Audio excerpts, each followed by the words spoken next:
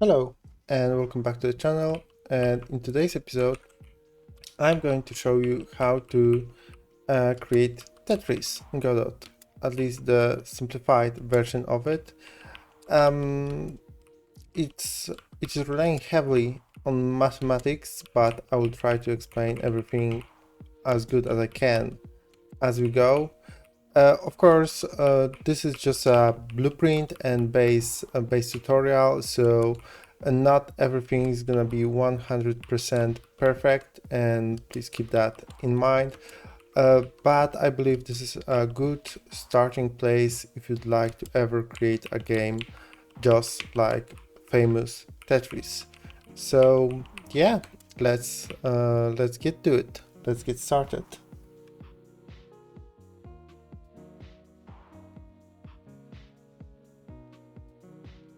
Let's start by setting everything up. As you can see, I am using Godot 4.1 stable. I believe that there's a 4.1.1 version available, but it should work nevertheless.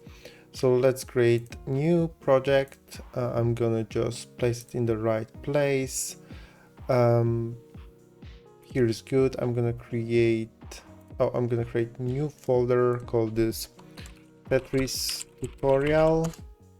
Select current folder, project name is Tetris tutorial, renderer set to forward, version control metadata git is fine.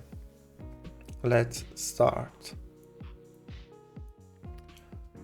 Okay, so basic setup. Let's go to 2D.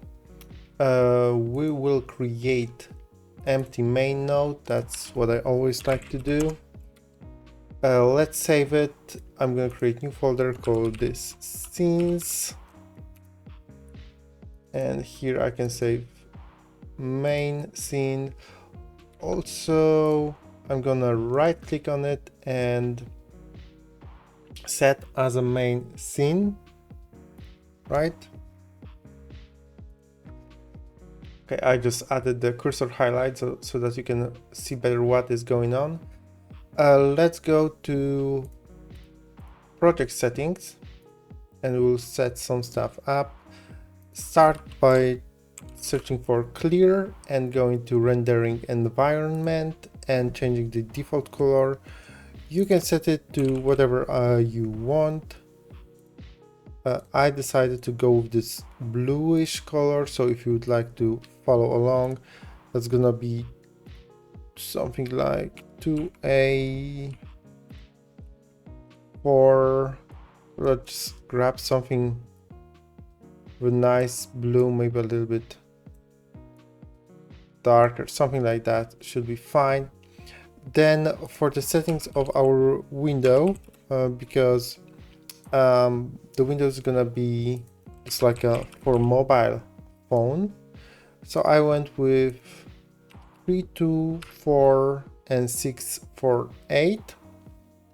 Then let's see, for the mode stretch I choose canvas items, keep everything else stays the same. Okay, so we have to start by bringing in all of the assets. So let's create a new folder, call this assets, and I'm gonna just grab those. You can find everything in Git when it comes to assets. Just click everything that we need. And I'm gonna bring this to the project. Move this to assets. So we have the grid, the border, all of the tiles, the ghost tile that we will be using. That's pretty much it. In this tutorial, I decided not to do the sounds. It's pretty easy to add those. So this is a challenge for you if you would like to expand the game. Yeah, what else do we need? I believe that this is the basic setup, and I am going to start by adding a camera. So for the camera settings, the only thing that I would like to change for now is the zoom of the camera, and I'm going to set 0.5. Okay, so that's all we need for the camera. As you know, it's going to render everything that you can see in this purple square. Next things that we have to do, we need to add the border and the grid texture. So let's search for add child. We're going to find texture rect. I'm going to call this one border, and I'm gonna add I'm gonna copy it, pass this as a child, and I'm going to call this grid texture. Let's apply the proper textures. So this is grid, grab this, pass it here, and then this is the border, grab this, pass it here. Okay, and we of course need to do some setup for that. So let's go for the layout and transform, and position is -256 and -496, and then we need to set the scale to 0.25. Okay, and we have our grid right here visible inside of our camera, so that's great. And then for the grid setup, let's see, we would like to have that centered. We need to set the size, which is gonna be 1920 and 3840. Okay, and then we need to set the position to be 64 by 64. Okay, it does look bad. It looks like one stretch tiled. That's why we need to go to check texture. Oh no, here at the expand mode set to keep size, but the stretch mode set to tile. And here you can see that we have the grid in a proper place. Just to remember, in our case, the grid is 10 tiles wide and 20 tiles in height. It's very important to remember that as we'll do all of our calculations. So yeah, this is our really basic setup for the project, and in the next section we can already start working on spawning our tiles. But first we will need to bring some commonly used data that we'll use across all of our project.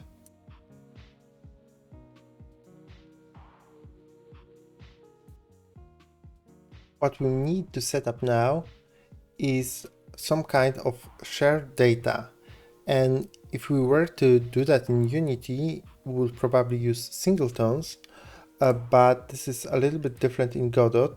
So let's actually create a new folder and call this scripts, and here create new script. I'm gonna call this shared, and to make it a global and available everywhere, we can go to autoload and point to that script, call this shared, and add this. So now every single structure that we'll write in this script will be available under shared global name in every other script.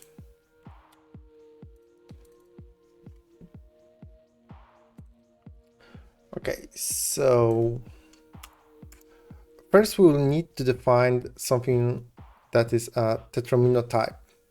And if you take a look at the Tetrominos, they resemble letters, right? Because you have where is this? You have I, you have T, the square is O, then you have J, L, S, and Z. And we will create enum just to know what type of Tetromino, because all those blocks are called Tetrominos. Sorry, what type of Tetromino are we working with? So there's I, O, T, J, L, S, Z. Okay. Then what we need to define, and this is rather boring, so I'm just going to copy paste it and leave it for you to copy, or you can just copy the whole shared script from repository, is something called cells, right? And the cells describe actually how the Tetromino is built. So for Tetromino I, we have -1 and 0, 0, 0, 1 and 0, and 2 and 0. And let's write and visualize this with wonderful paint.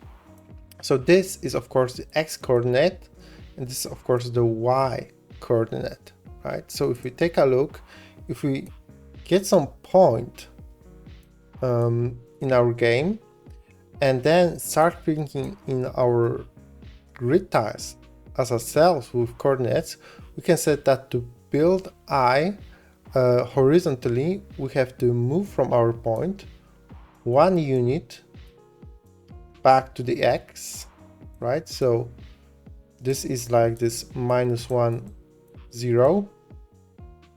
Then here drop another tile for 0, 0, right, as we are moving on the x-axis.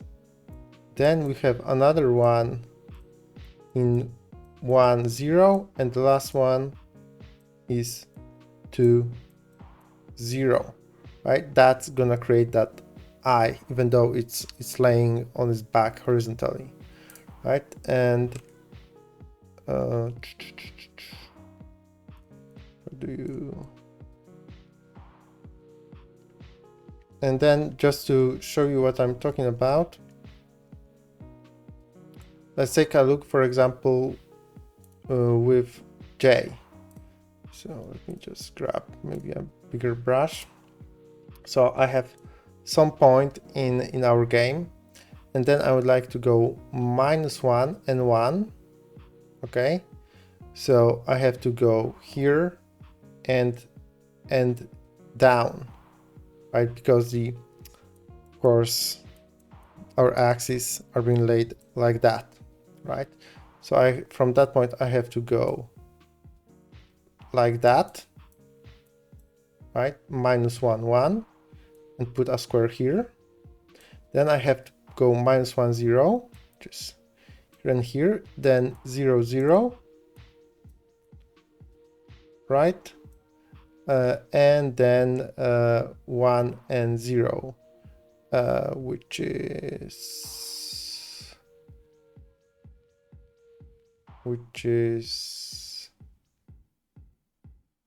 -1.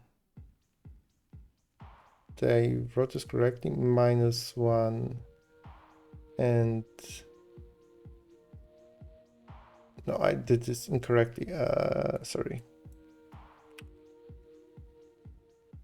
So we have a point, and then this is -1 and 1, so here,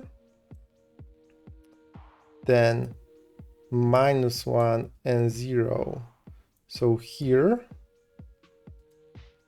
then we have 0, 0, which is here, and then 1 and 0. Yeah. Okay, and if we flip it back, we should have J or L, something like that. But basically these are the coordinates, right? For example, for O, that's gonna be like 0 and 1. So from that point we'll go 0 and 1. So here, then 1 and 1. So here, 0 and 0 is here, and then 1 and 0 is here. So this just describes how to place the tiles relatively to where we are right now. And the other structure that we need is wall kicks. And there are two types of them. There's a specific set for I and for the rest of the Tetrominos. And the wall kicks are the tests that we have to try whenever we have a Tetromino close to a wall. So if here is the, for example, left wall of our grid, let's imagine that this is whole game, and we are working with Tetromino, for example, I, right? And we'd like to rotate it. So if I will rotate it straight into the wall, of course the Tetromino is gonna move outside of the game area, right? So what I have to do is actually rotate it, but then also find a way to kick it off the wall back into area of the game. And basically, this is the set of transfers that we try to apply to our Tetromino tiles to see how to place the Tetromino correctly back into the area of our game. Again, I encourage you really to copy all of that from our game, from our repository. Sorry. Okay. The next step is to we were gonna use resources to define some data about each of our Tetrominos, or rather pieces for the game, right? So what I'm going to do is I'm going to create another script, and I'm gonna call this piece data. And in our game, if we have a Tetromino, like, oops, example, if this is the I Tetromino, then a piece for me is going to be like the single piece from the Tetromino. So this is a piece, this is a piece, this is a piece, this is a piece, and they create the Tetromino. Okay, so we have piece data, and let's get rid of that. I'm gonna make it extend the resource, and we have to export a few things from here. So there's gonna be piece texture. There's gonna be Tetromino type, and that's gonna be shared Tetromino. And and this is of course texture. And then the last part is spawn position, which is vector 2. Cool. And with that, we can create a set of piece data. So let's do just that. I'm gonna go and create new folder here. Resources. And I'm gonna create new resource and call this oops, is going to be of type resource, of course, and I'm going to call this I piece data. Let's find a script for it. Okay, and let's start filling this in. So for the texture, I is cyan, the Tetromino type is I, and the spawn position is -24, -4.456, right? And we have to be precise about these values because we're working on a grid. And alternatively, from building the Tetris game like I am doing, you could probably also use the grid, right? So, and not the grid map, time map. You could probably use a time map and try and build your Tetris using tile. That could probably work. I decided to do this approach. Okay, so we have I, next resource is J,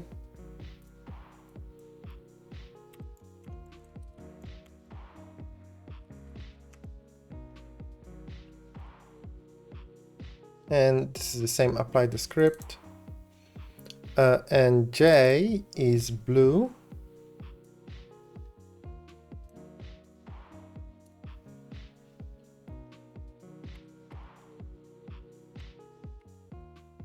so basically what we're setting right here now is we're saying if we're creating J Tetramino, it should use that texture and it should spawn in this position.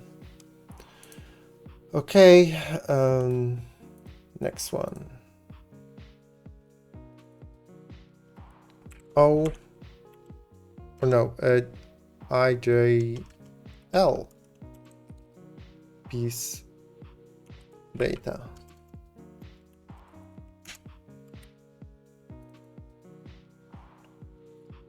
And L is orange. Oh, we have to load the script.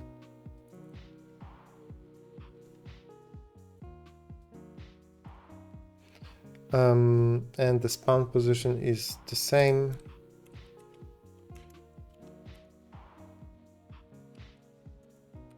Again, we could probably work without this spawn position. This is just my approach. You might figure it out and write it in a better way.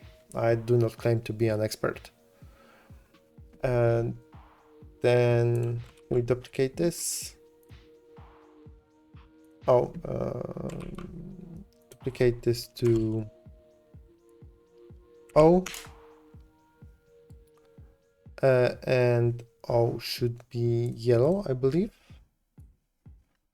Yellow, O, the spawn is the same. Then we have S, which is green.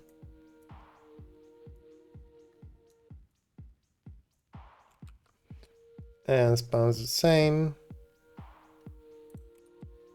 Then we have, oops, we have T. T is purple. Spawns the same. And then we have Z.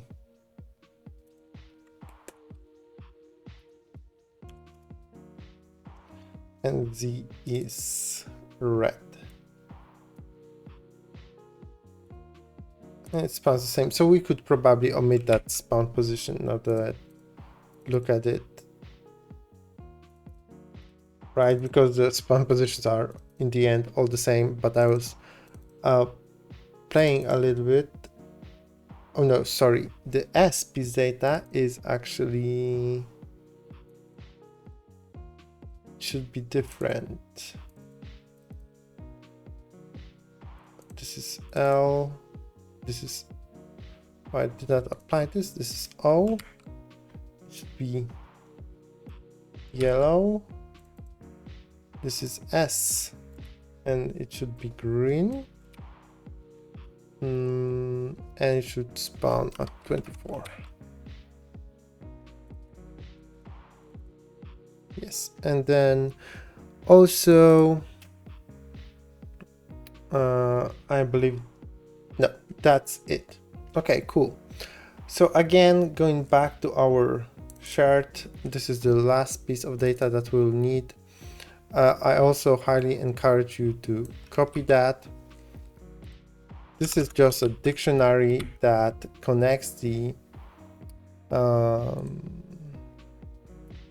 scripts that should be resources.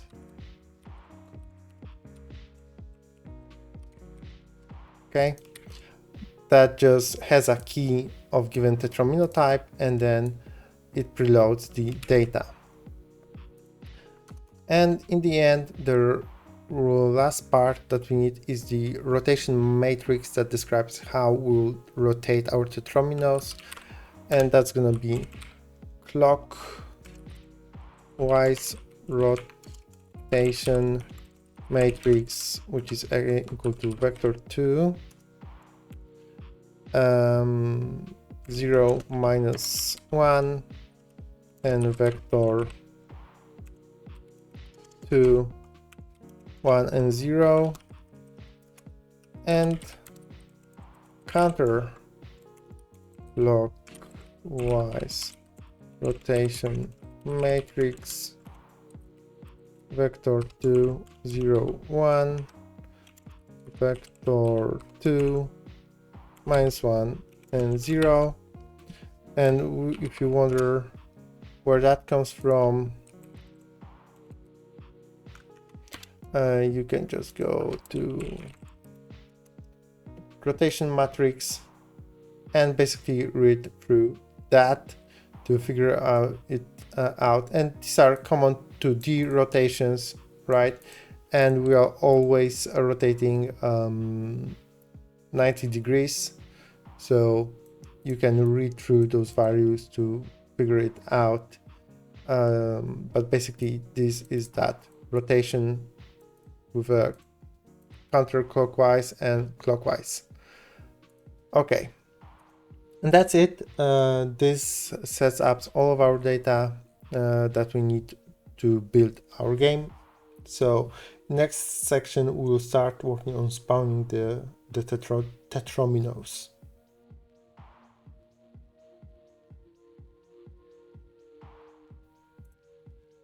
Let's start working on spawning our Tetrominos, and we will do it in a very specific way.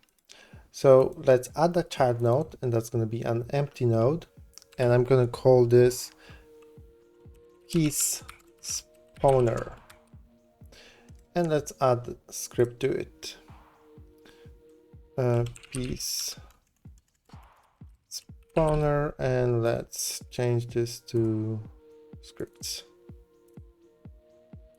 Okay, this is going to be rather simple.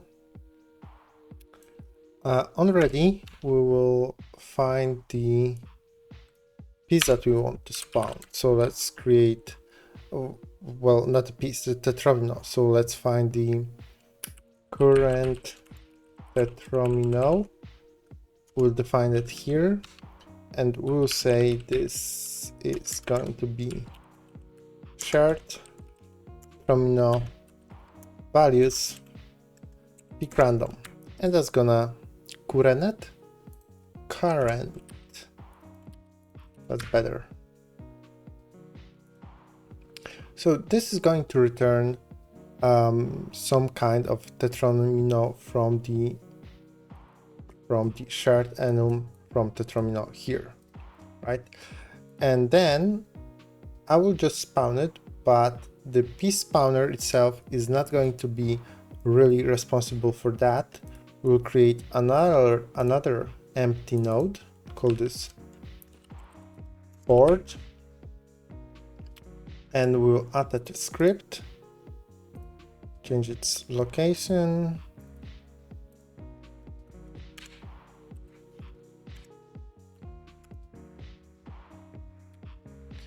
and here in the board we'll start working on the spawn.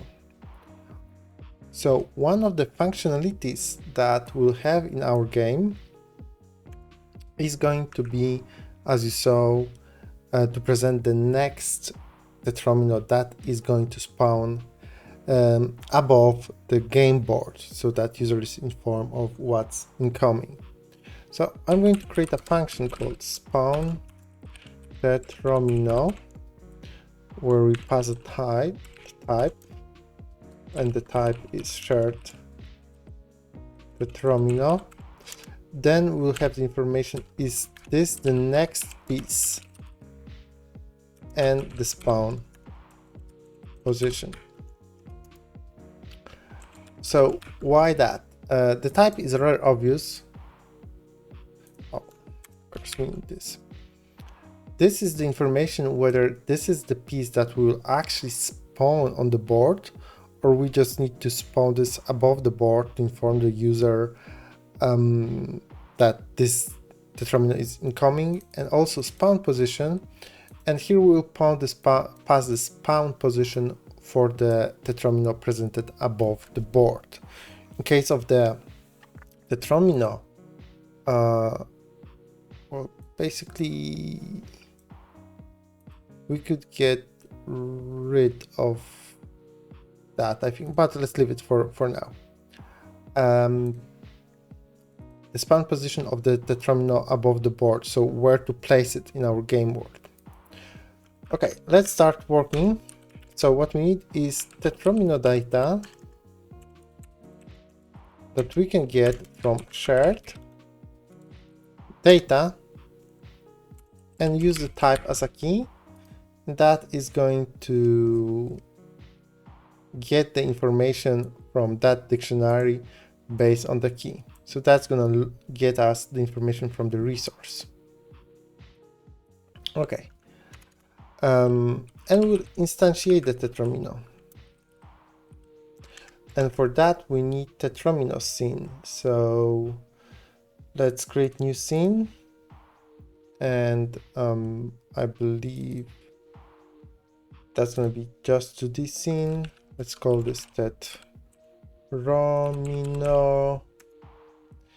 And let's save it in our scenes.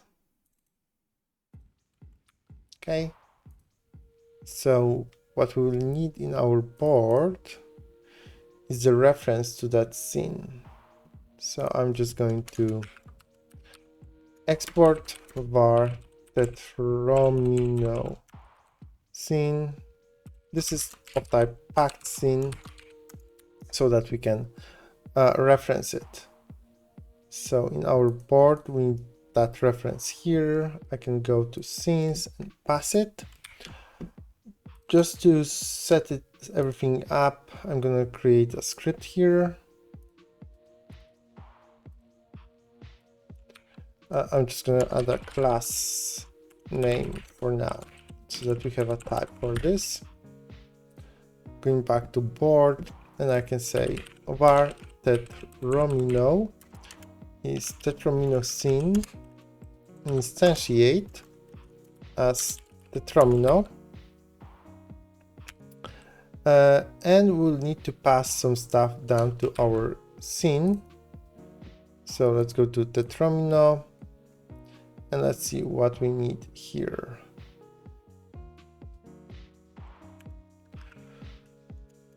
We need information about Tetromino data, and we need information, is this the next piece? Okay, so going back to board, I can say Tetromino. Tetromino data is equal to Tetromino data. Tetromino is next piece is equal to is next piece. Perfect.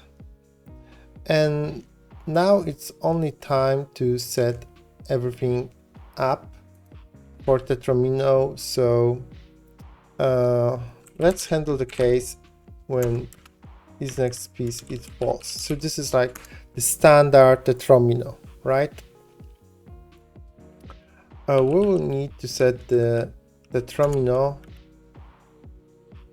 position to Tetromino data spawn position, and or we could actually set this up internally in Tetromino, but definitely we need to add a child Tetromino. Okay, and if we run this, you will see nothing because our Tetromino has no visual representation yet. But if you go to remote, you can see this auto load singleton being loaded here. And oh, we did not pass this correctly. So let's go to the spawner. And now in our spawner, I can say I need a reference to a board. So let's grab, oops. Come on. Should be able to get the reference. Oh no, their game is running what I am doing. So let's go to main. Okay. And I should be able to call board as board. So let's add a class name.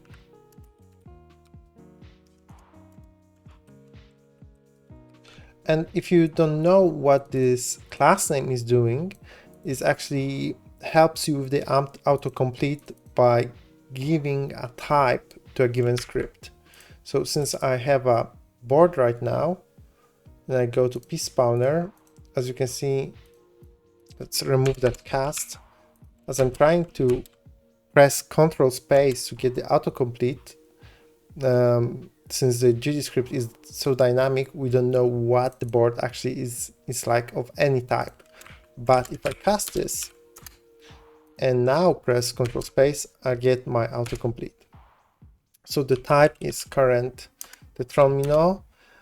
Is next piece? No, this is the normal piece, and the spawn position we can pass as null because it's not being used for the standard piece. So with that all, if I run it now, if I go to remote, I can see that the board actually has a Tetromino as a child. And if you don't know what this remote tree is, this shows you your node tree structure in your actually running game. So this is like what is actually right now in your game, and the local is local to the scene that you're developing, right? So if I'm gonna press stop here, the remote's gonna disappear because no game is running right now. So there's no like remote active real tree for nodes in your game. Cool. So we have that set up, and I believe the next section, just to not make this section so long, we will start working or actually spawning the pieces for the Tetromino.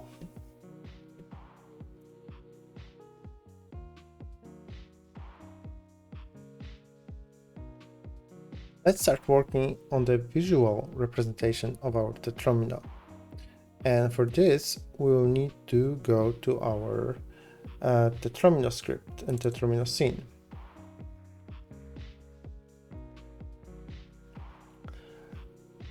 So in our ready function, we will need to get access to Tetromino cells. So let's create those. And Tetromino cells is just the information that we get from shared cells Tetromino data Tetromino. Again, referencing back to our shared structure, this is this dictionary that we're using here.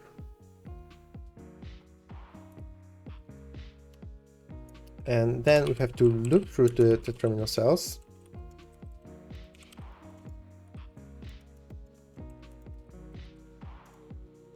and create our pieces. And for that, we'll need piece scene.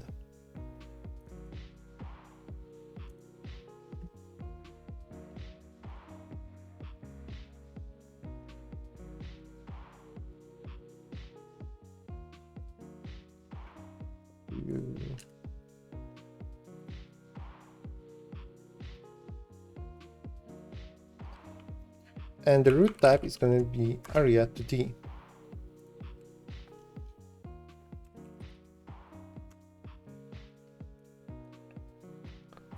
Perfect. So to make everything work, let's set this up. We'll need a script. Let's save it in a scripts folder. We'll need a sprite.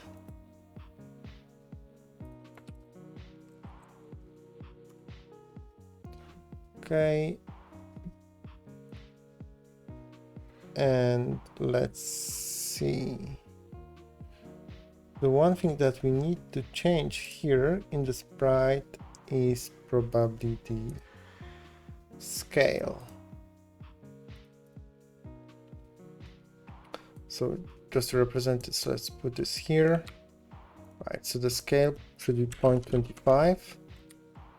And for that, we also need to, let's keep the name consistent. We'll need collision. Of course, that's gonna be rectangular. And let's place this correctly.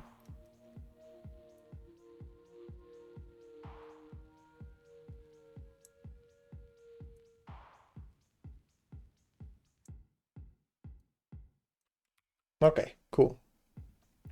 So this is our piece. And we'll need some functions here. We'll need the references to our nodes. Let's add the class name first and get the references by holding and dragging while holding the control. Okay. First function we'll use to set the texture of our piece.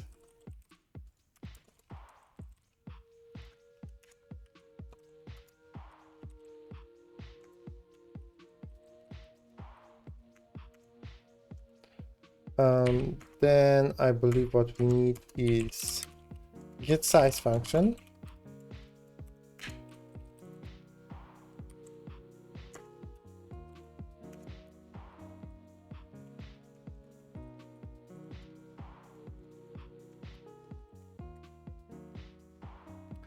And I believe the size should be 48, but it's better not to keep it hard-coded. Okay, and this is what we need from the piece for now. Going back to Tetromino, we can start instantiating our cells. We need a reference to a piece scene, so let's do this. I can just do already.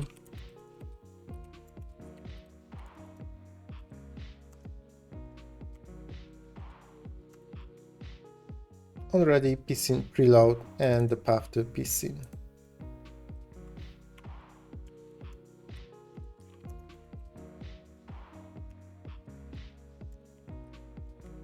Perfect. Then I need to know about the pieces in my Tetromino. So I'm gonna create a variable here called pieces.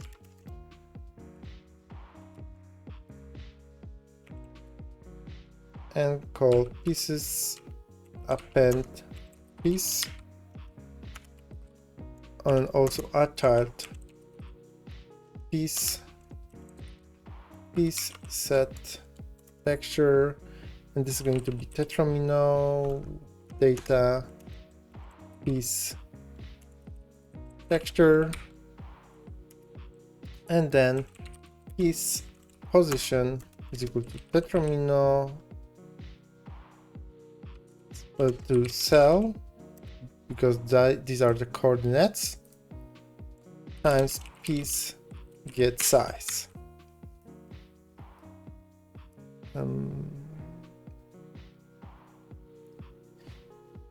Yes, and then we also need to set other things, but let's try this for now and see what do we get. Invariant index, Tetromino, because we named this differently, right? Because this is Tetromino type. Tetromino type. Let's try this again, and we have our piece. And if I'm going to reload this, you can see this is popping out nicely.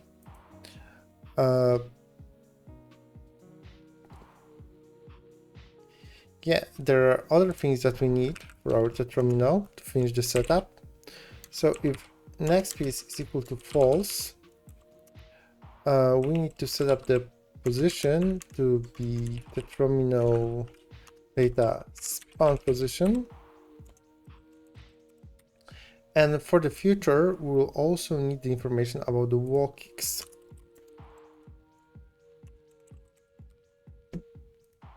And here they are, and we need to decide which one to load.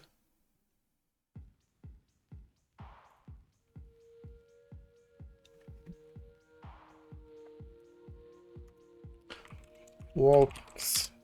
This is shared wall kicks I.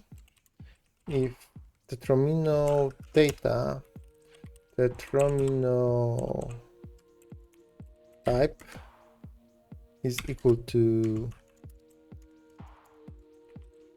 shared Tetromino I, else shared, sorry, yes, this is correct, shared, not shader, shared workx JLOSTZ. Okay, so we just check which type of Tetromino do we have, and based on that we decide which workx should we use. Okay, perfect. So this is the setup of our Tetromino, and in the next section we will try to handle user input and movement of our Tetromino.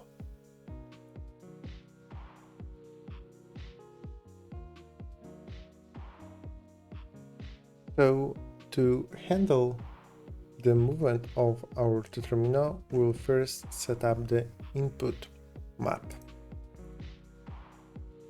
So let's go to project settings, input map, and let's add the set of actions. This is going to be left, right, down, hard drop, rotate left, rotate right, and let's add A, D, S, space, Q, and E. And remember that you can always set those up as you see fit. Maybe you would like to use arrows. So let's start by writing the input function. So let's get rid of that, and let's write func input.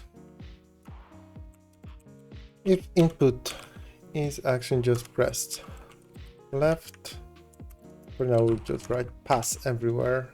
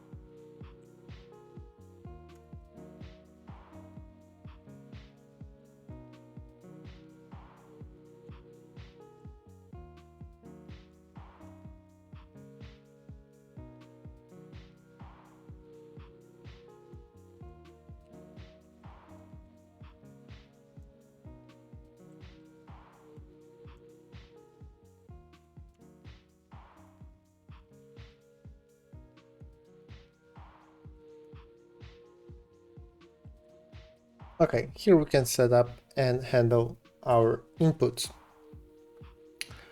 So let's start by moving the Tetromino down and like at all. So let's create a function, call it move, and it's going to take the direction of vector 2. I will say that new position is going to be the result of calling of a function of calculate global position. We'll pass the direction and current global position. And then if new position is possible, global position is equal to new position.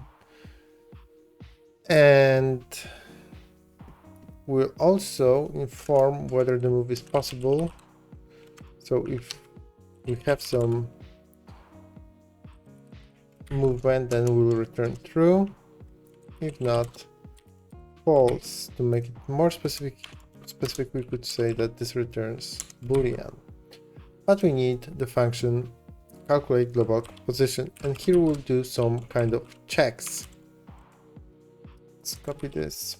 For example, is the game within the bounds, right? Or are we colliding with other Tetromino? So direction,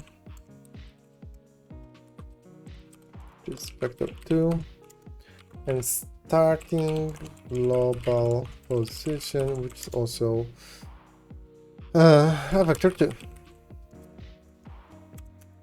Okay, you can add the comment here. Pass for now. Add the comment here.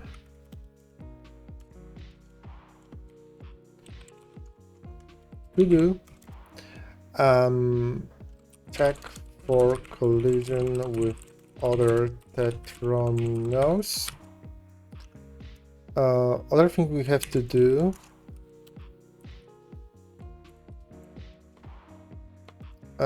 check for collision with game bounds, right?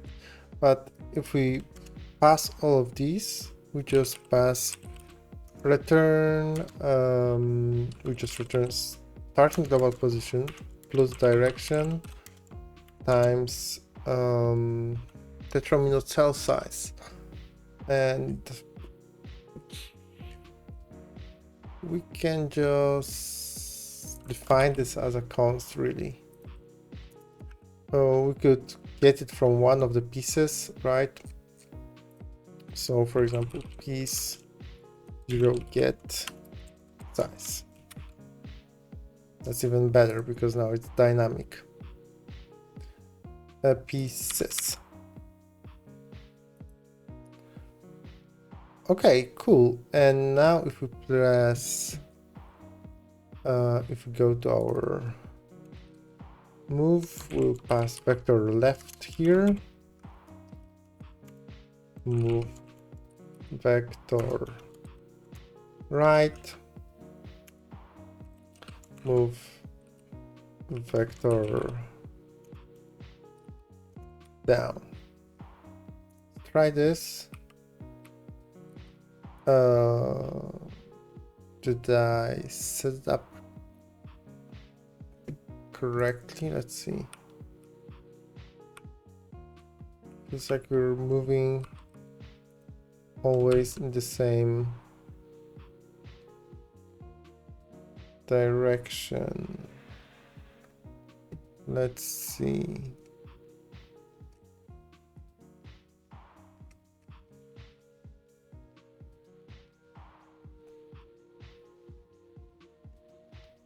Let's check the input map.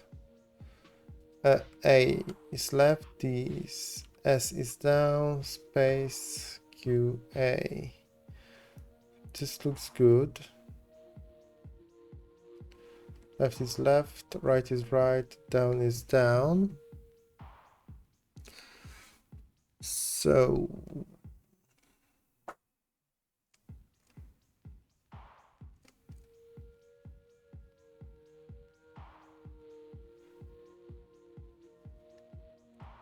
everything wrong, it always goes right. Okay, I know where the problem is. It should be multiplication here, of course, and the size should be x, for example. And now we can move our Tetromino correctly on our board. As you can see, problem is not staying within the bounds of our game.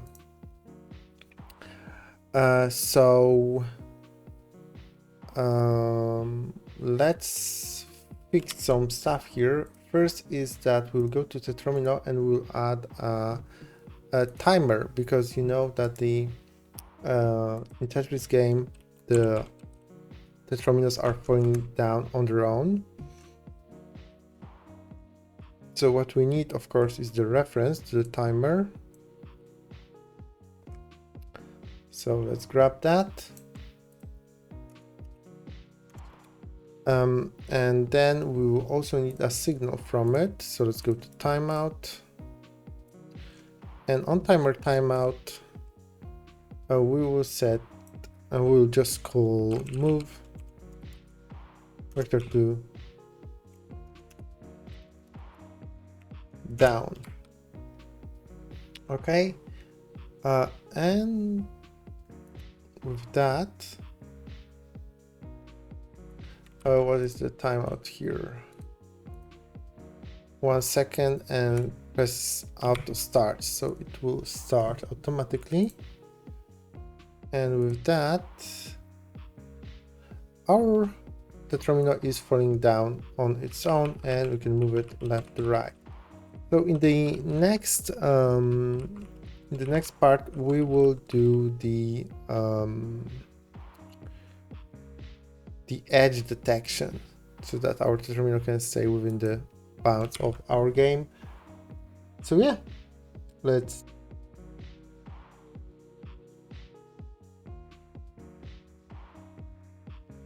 start working on the calculating the way for our Tetromino to stay within game bounds.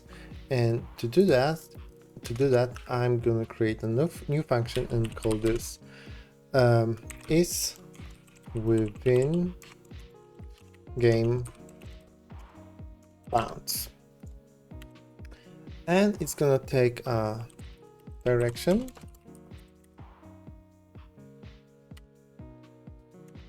and starting global position.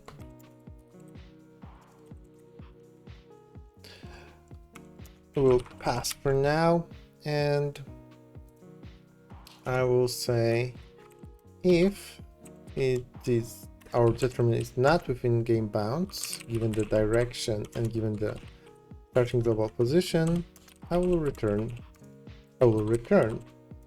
null, right? So here the new position can actually be now null. Okay. To do that, we need to iterate over our pieces, and we have the reference to them in pieces array. So for piece in pieces, let's check the new position of a piece. So let's take current position and add to this the starting double position plus direction times piece get size vector, of course. Now what we need to define are the bounds of our game. So let's go to the main and let's see how this is all positioned. So you can see that this is here, right?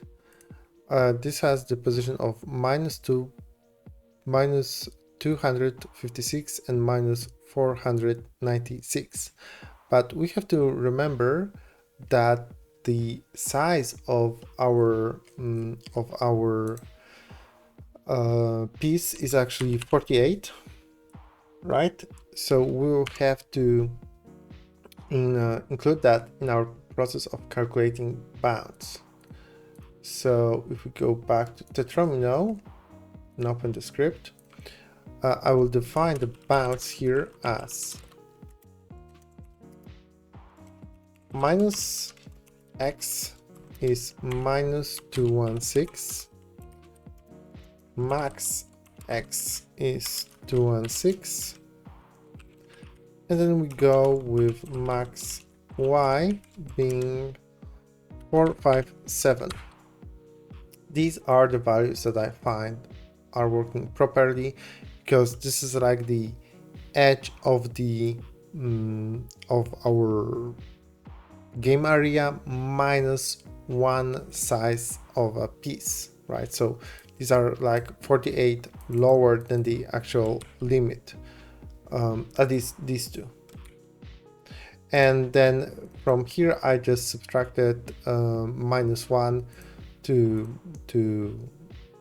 basically so that the piece stops, the Tetromino stops a little sooner than within a full number. So if you want to know the exact number, how it works, you bring the calculator. We know that the our grid area is 10 by 20, right? But it is centered in the middle, so 10 times 48 is 480 minus half. This is minus 24, which is a half of a piece size. This is 456 plus 1 to make it stop a little bit earlier, right? Because I'm taking that half into consideration, because if you can take a look at where is it? Because basically here, this is going to have the take maybe marker. Go right here and check the transform. It's gonna be 480, right? And we're stopping our Tetromino around here or here, right? So this is the last place to do the check. Probably the value between 432 and 480 should work, but these are the values that I found are working properly, believe me. Okay, so to check for the bounds, for pieces we calculate the new position and we check if new position x is less than bounds, get min x, or new position x is greater than bounds, get max x, or new position y is greater or equal bounds, get max y. If any of this is true for any piece, then we return false, else we return true. Okay, so now we should be stopped on the bounds, and lo and behold, we cannot go outside of the bounds of our game anymore. Perfect. Okay, so this is one thing. The other thing I would like to add is the functionality of the hard drop, and we will do that in the next section.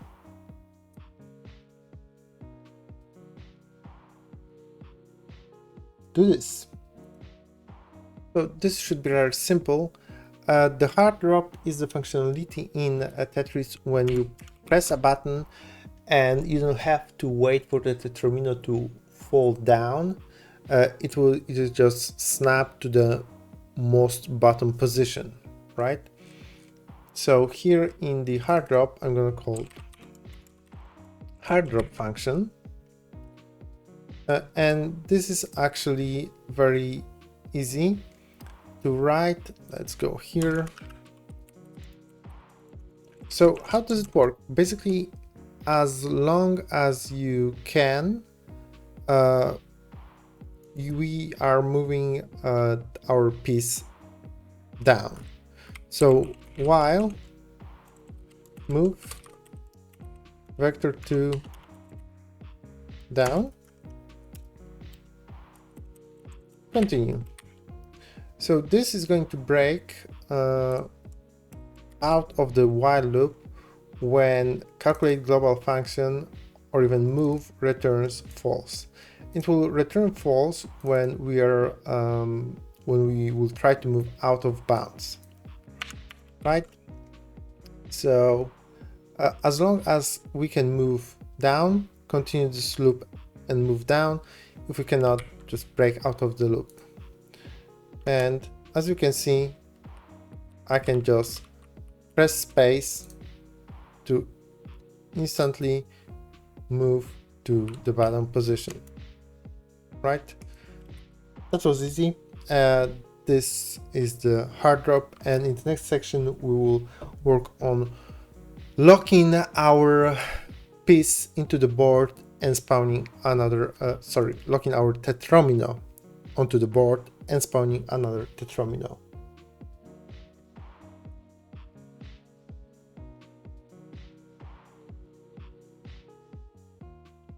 Okay, so let's discuss locking our Tetromino into place. Because right now, even if I do the hard drop, I can still move it left and right. So let's create a new function for this lock, and let's pass for now. And at the very top, we will also create a signal.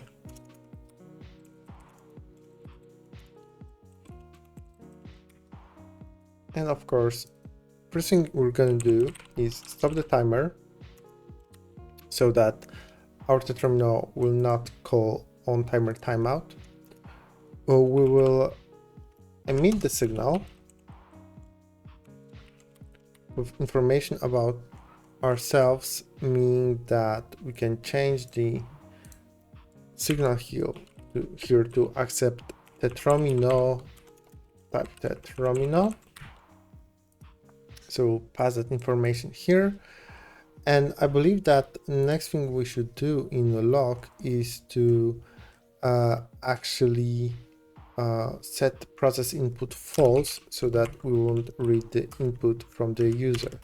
Set process input false. Perfect. That's all. When to lock it, the one situation where we would definitely like to do is after the hard drop. The other situation where we would like to lock our Tetromino is here.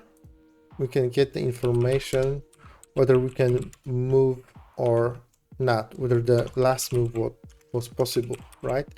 Because the move will return Boolean. So if this is information should lock is like whether we can move or not. If we can't move, then we should lock our terminal. So if should lock, then just lock.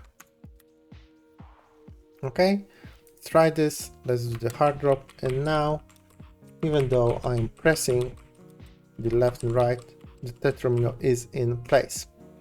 Perfect. So I believe that now we should go back to our board, right? And listen to the Tetromino locked signal. So here I can say Tetromino, lock Tetromino, connect to that signal with on Tetromino locked. Okay, let's write that function. On Tetromino lock, we get Tetromino. Okay. There are a few things that we'll have to do whenever Tetromino is locked. So first to do is to check is game over, and then to do check for the lines to clear. Cool. But we'll not do that just yet. What we will do is we'll create an array here called Tetrominos, which is an array of Tetrominos, because to calculate whether the given Tetromino collides with other Tetrominos on our board, we have to have the reference to all the Tetrominos in our board, and this is that variable. So in Tetromino lock, what we'll do is we'll do Tetrominos append Tetromino, right?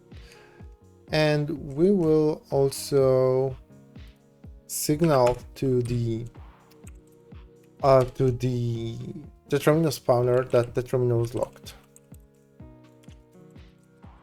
And as we are here, we can also, or maybe not, let's add this. So we'll re-emit the signal locked.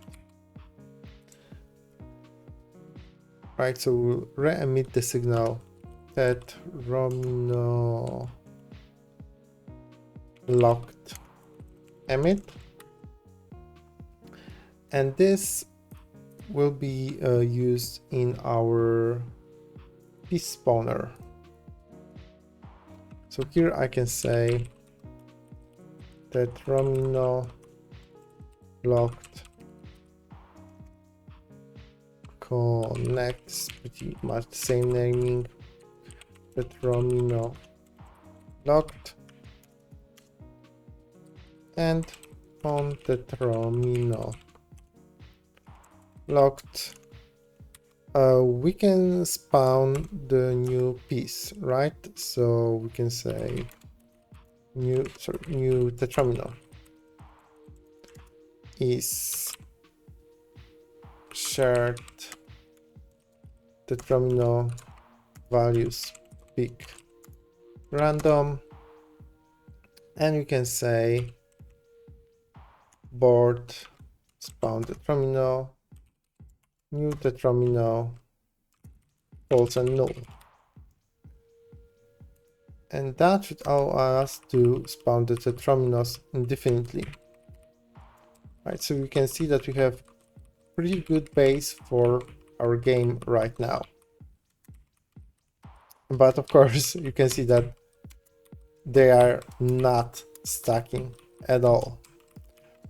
So the next section, we will handle the collision between Tetrominos.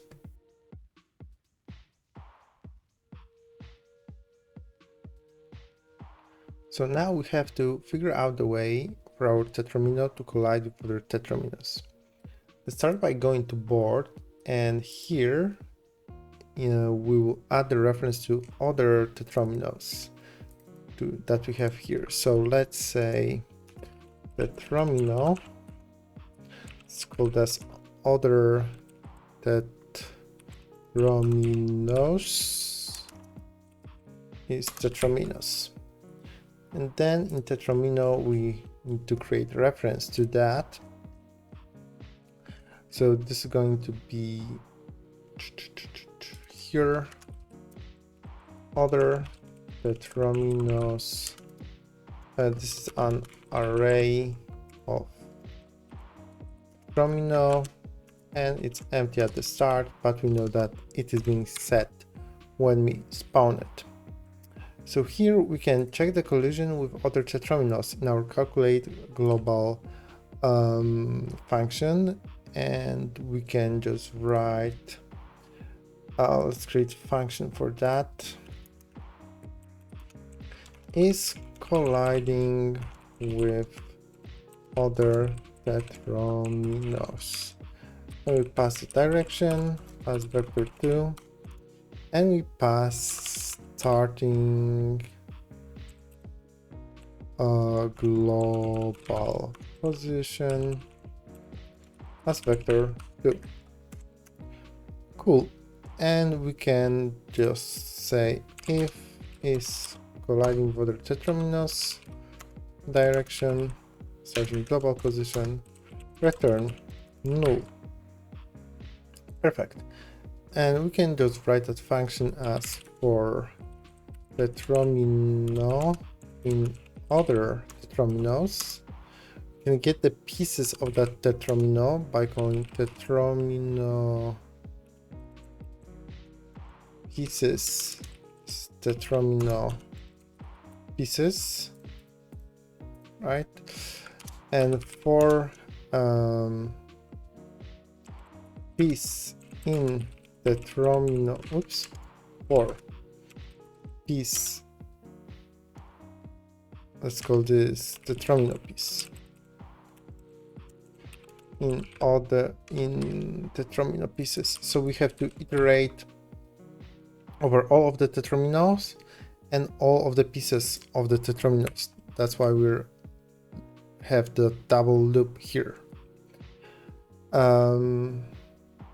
We also have to check for current pieces. So we will call this for piece in pieces. So the third loop, so we take every other Tetromino, every other piece from that other Tetromino, and we compare it with pieces of that current active Tetromino.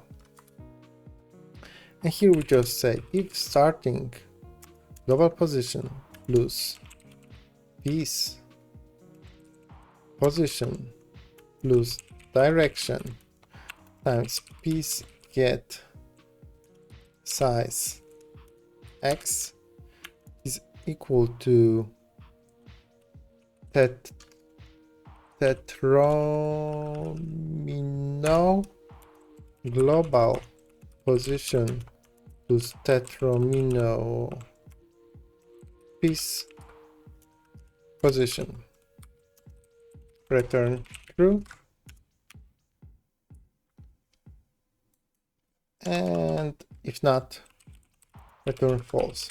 So what we do is for each of our pieces, our own pieces, the active Tetromino pieces that we're moving, we'll check whether moving in a given direction with current global position will result in the same position as for any other piece in other Tetrominos.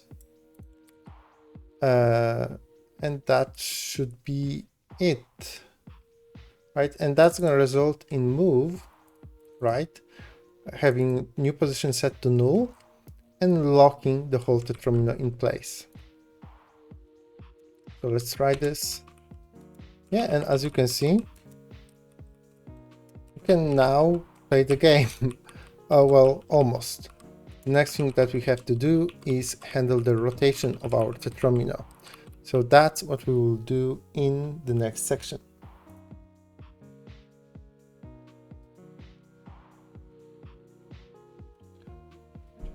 The next step is going to be to rotate our Tetromino.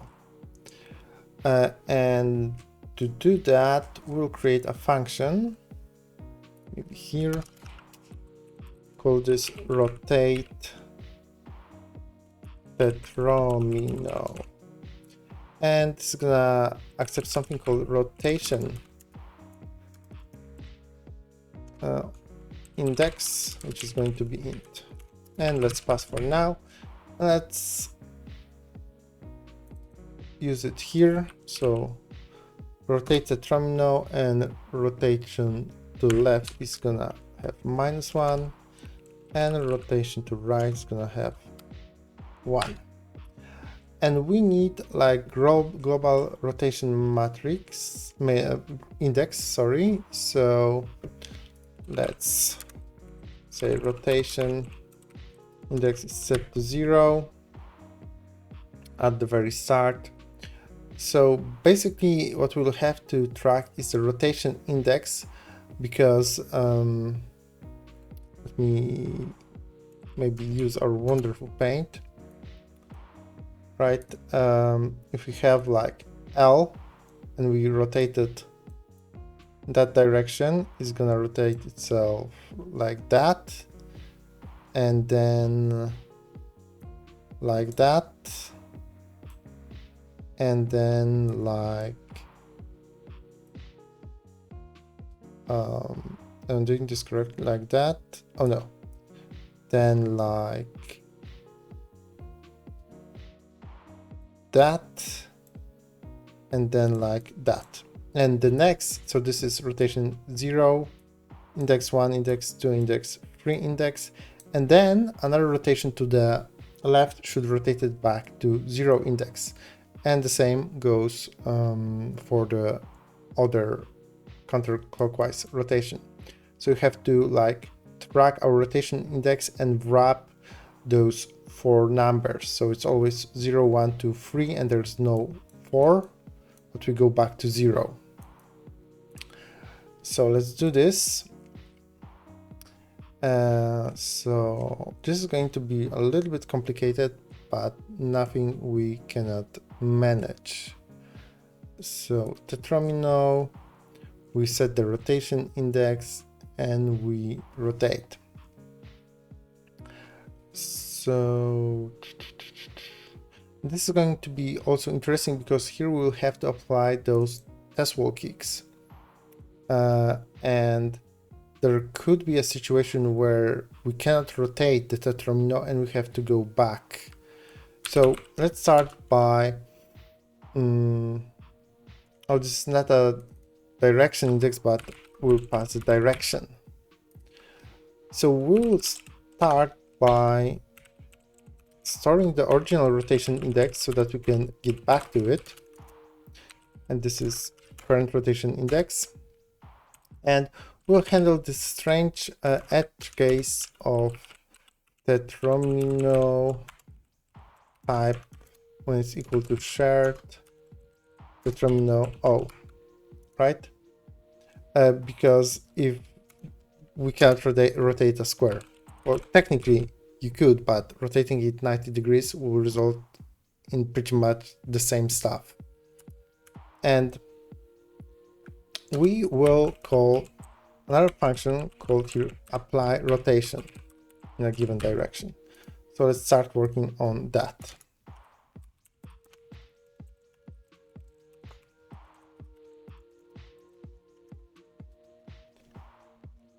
And this is going to be a little bit complicated, but nothing we cannot handle.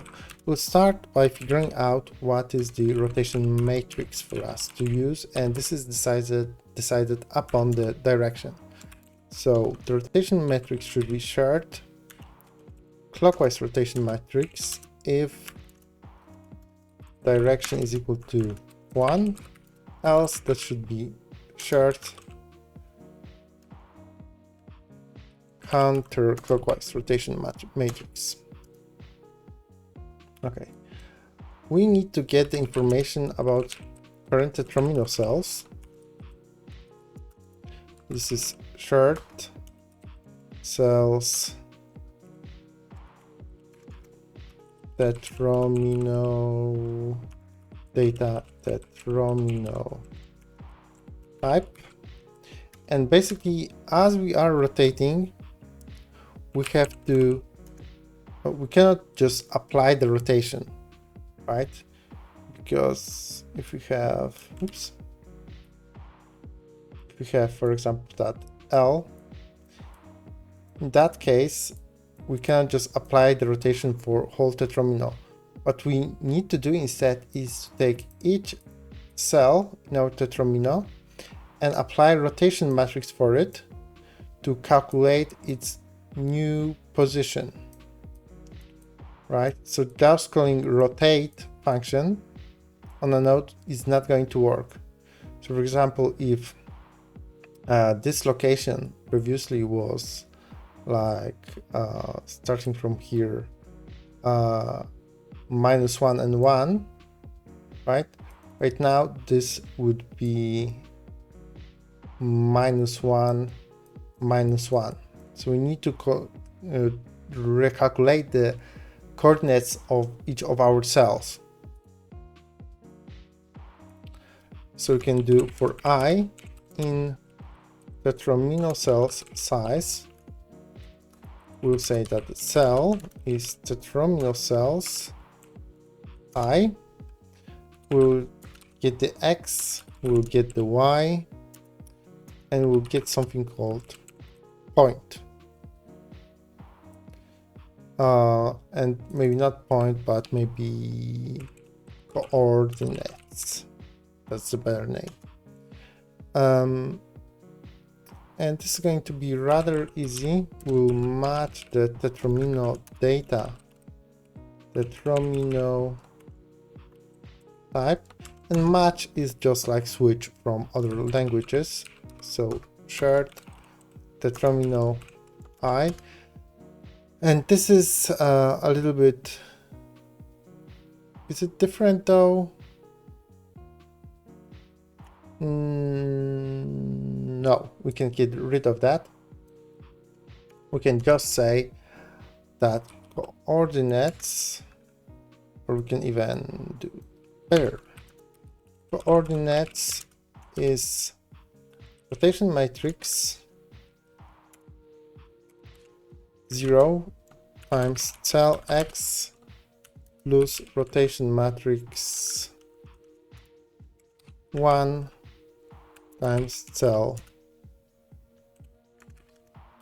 Y. Okay, now I can say that the Tetromino cells of I is, at I index is equal to coordinates. Oh, we have to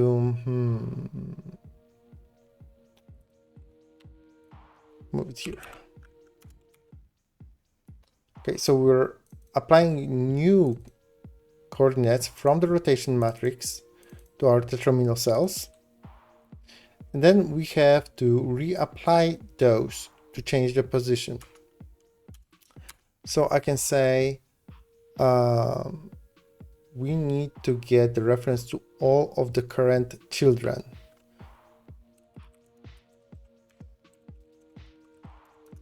So we could probably use the pieces for that, right? I think let's try this. So for piece, for I in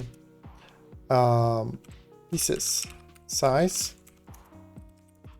piece is equal to pieces I, then the piece position is equal to Tetromino cells I times piece get size. So here is where we actually change the position of each of the pieces. Okay, so we have the apply rotation function here, and then we need to work with rotation index, and we need to wrap it. Remember, we are going 0, 1, 2, 3, 0, 1, 2, 3. So this is like rotation index plus direction 0, 4. And this is built-in function from Godot, right? This is pretty helpful. Yeah, let's see what happens now. And Tetromino There's a typo. Okay, let's try this again. Yeah, as you can see, right, we can very nicely rotate our Tetromino. And again, this functionality is not perfect, really.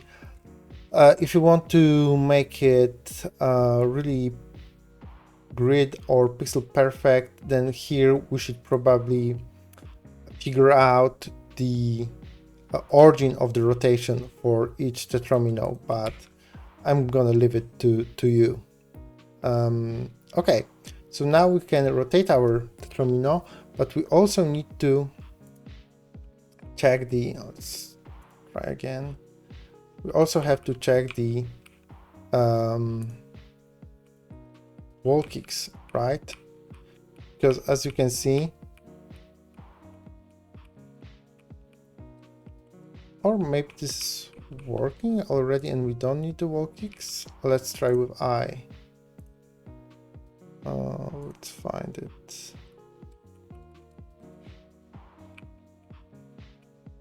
I'm gonna say this is working pretty nice and we don't need the wall kicks from this side. Okay, cool.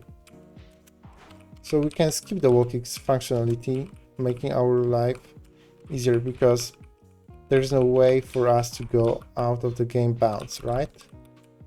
Oh no, there is. Can you see it? Yeah.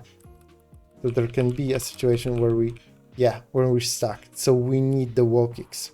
Cool. And I believe this is a good place to stop and add the wall kicks in the next section.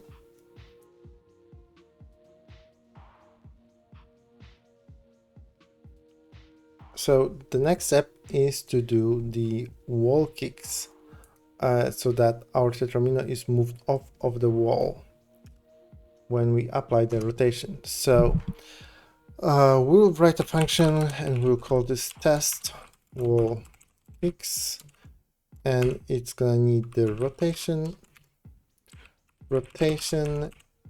index and rotation direction.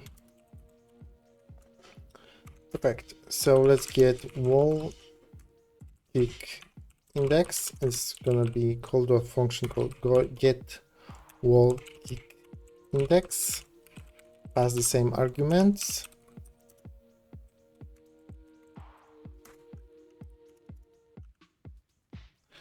And we need to write that function. So get wall kick index, rotation index, rotation direction. So if we go to shared, we have like 8 tests, right? So this is like going from index 0 to index 1, from index 1 to index 2, left and right, and then each change from index to index have 5 tests that we can try and apply. And definitely, if you would like to know more about rotation index, there is description of that in the internet. But we can get the wall kick index as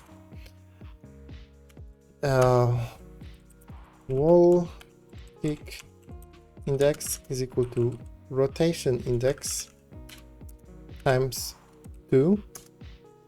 But then additionally, if rotation direction is less than 0, so we're moving counterclockwise, we need to do wall kick index minus equals 1. And then we wrap it. So wall kick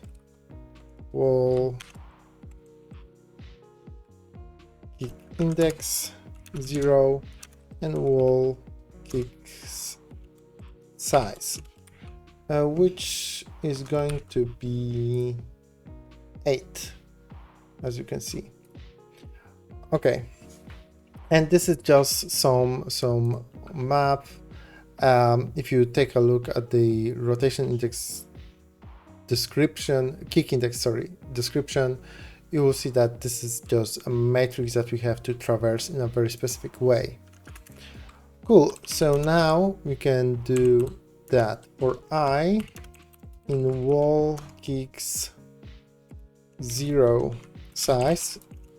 So this is going to be this, and we know that we have 5 tests in each wall kick. We can do var translation is equal to wall kicks wall kick index and I. So now we get here the vector, the specific vector of the wall kick index, and then the test vector.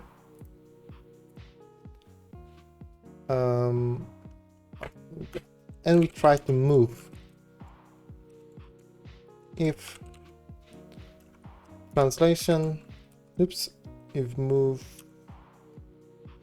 this is a vector to translation, return true. So if we are able to move, the test was successful and the Tetromino move was moved off of the wall successfully. Also return false. Yes, and we have to test when we rotate. So if this returns not true, so if we cannot rotate given direction, we revert all the changes and we apply the rotation back. Okay, so let's see how that works now. It's going to be rotated to here. And as you can see now, there should be no situation where we're moving out of the bounds because we are pushed off the wall when this is needed. Let's try this again. Here, right? Last time there was a situation where we could go out of the bounds. But right now, as you can see, we're being pushed correctly. Okay, so this is the wall kicks for our Tetrominos. Again, maybe there are better solutions. This is just something I came up with. So let's think. We have the wall kicks. The next thing that we should probably do is work on clearing the lines, right? Because we don't have that functionality yet, right? So it doesn't matter whether we have a line or not, we will not clear it. So let's work on clearing the lines in the next section.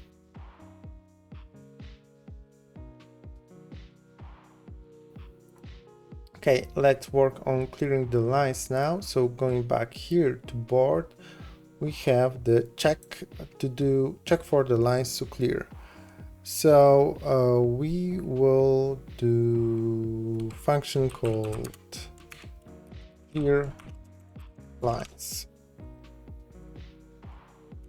and we'll write it into pieces. First, what we need to do is we need to calculate the position of all the board pieces and then check if there are any rows that we need to clear. So we'll get all the board pieces from a function that I'm going to call fill board pieces.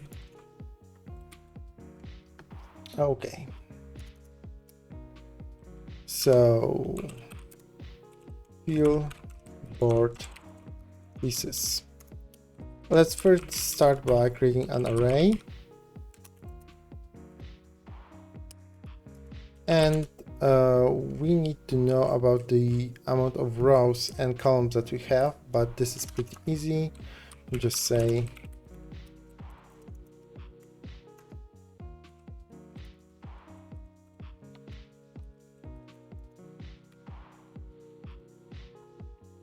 Okay, and with that we can start filling the board pieces.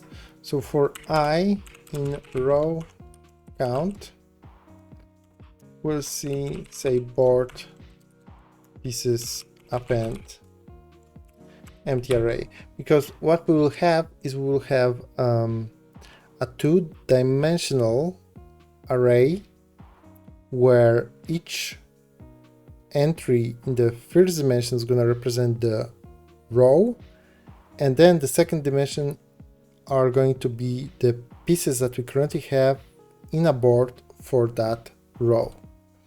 So let's first fill it up with the empty arrays. So now we have that, and then we need to fill the pieces. So for Tetromino, Romino in Tetrominos, we'll get Tetromino pieces. This is just Tetromino pieces. And then for piece in Tetromino pieces, we'll need to calculate the row. So this is going to be piece global position y plus piece get size y divided by 2, and we're looking for the coordinate of that. This is the global coordinate of the piece, right? And we divide this by piece get size y to make it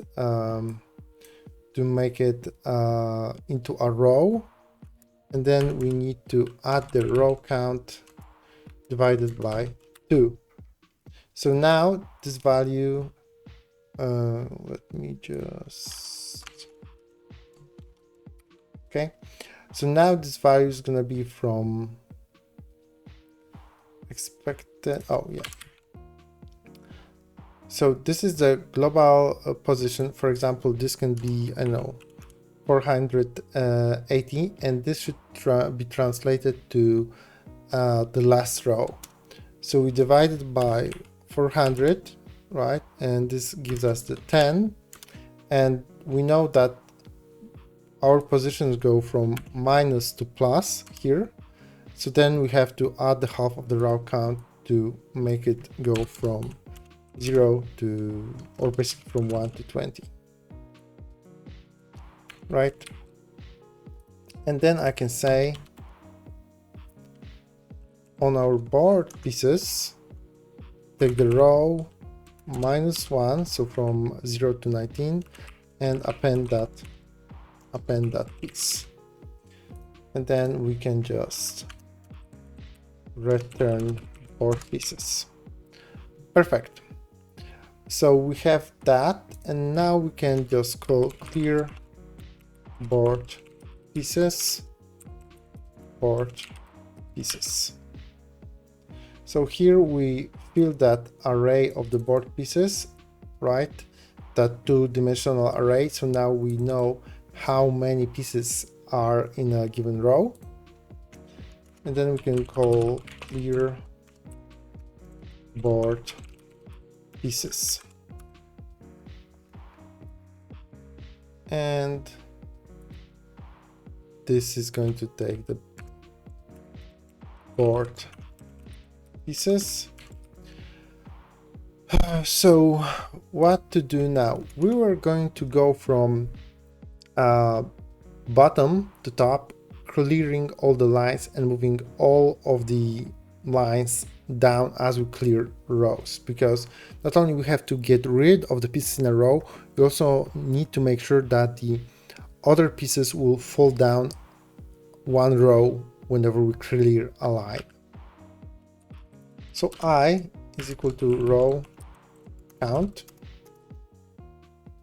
and then while I is greater than 0, we can say row to analyze, so whether we should clear that row or not. We don't need this.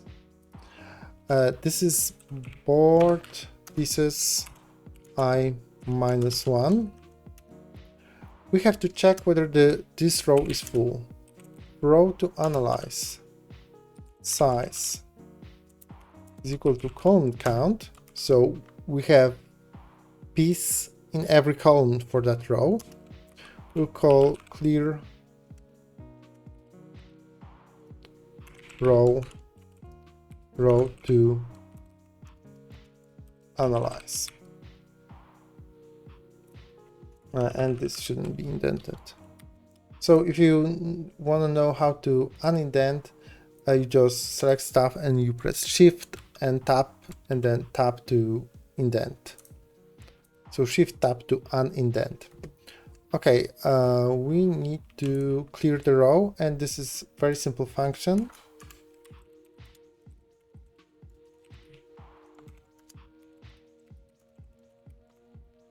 We call piece QE free. This is simple. Okay, and now we need to also clear that array.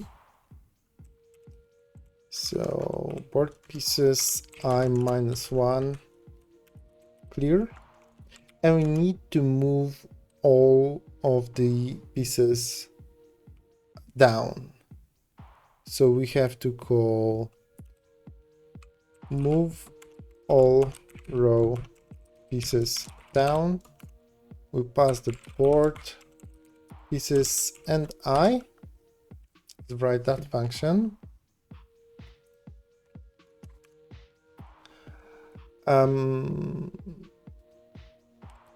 Function move all row pieces down, board pieces, and cleared row number. Okay, so we have to iterate backwards now. So for I in range of cleared row numbers minus 1, step is 1, and then go backwards. Let's check the row to move down, and this is of course board pieces I minus 1, and we have to check whether we hit an empty row, because if we hit an empty row, then there's no need to test further because we know there's nothing above. This row is empty, so there will be no pieces above. So if row to move size is equal 0, return false, or we could just return. And then undent this. Right, so this is the case. We could add a comment here. We hit an empty row, no need to check further. Else we move every piece down a step. So for piece in a row to move, piece position y plus equals piece get size y. So this is like that 48. And also we need to adjust the piece position in our board array. So board pieces cleared row number minus 1, append piece. We need to move those pieces in our array to the next row, and then board pieces I minus 1 clear. Okay, so as we move all the pieces down, we need to continue doing that until we hit an empty row. And in that row, we need to move all the pieces down to move their position on the screen, but also adjust their position for the next steps in the board pieces two-dimensional array that we use for that whole process. I believe that's it. But one thing that we have to do here is also decrement it so it's not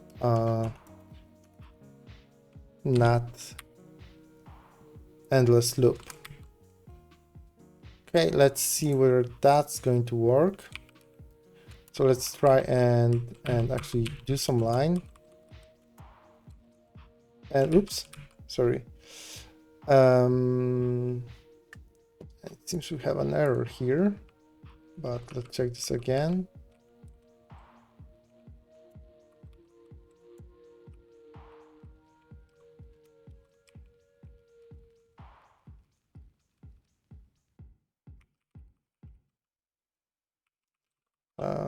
That's not going to help.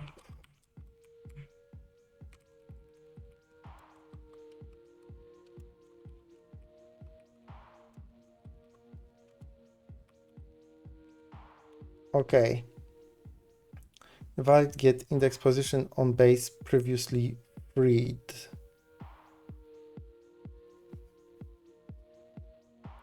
And to solve that error, we need to change the way that we get our Tetromino pieces. So instead of using that reference in Tetromino pieces that we set once and then we don't get the actual information, because we will be moving some and removing some Tetrominos from our some pieces from our Tetromino. So that reference will be outdated as it is not representing the current amount of pieces in Tetromino. So to get the actual amount of pieces in each Tetromino, we can get this like Tetromino pieces, Tetromino get children, and we know that the one of the children in Tetromino is a timer, so we have to filter them out. And you can do it in line. Okay, so that's gonna get me all of the current actual Tetromino pieces, even if I removed some previously. And we need to apply this also in is colliding with other Tetrominos here when we get the reference to Tetromino pieces. And let's set the indentation. And now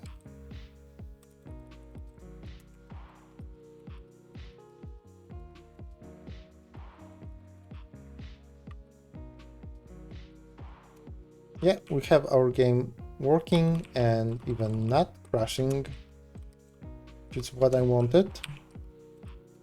So at this stage we have our game pretty much done, but there are only few other things I would like to add to make it, let's say, more complete with additional features. And this is the game over state whenever we like fill all of the column with pieces, the so-called ghost Tetromino, and also the presentation of the next Tetromino that will be shown and spawned onto the board. So let's start with the ghost Tetromino in the next section.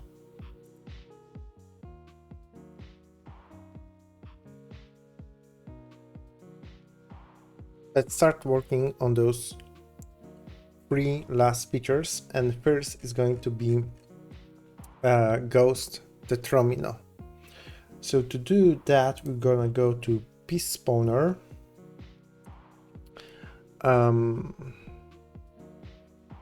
No, sorry, we're going to go to a board. And here where we spawn Tetromino, we'll also start working on the ghost Tetromino.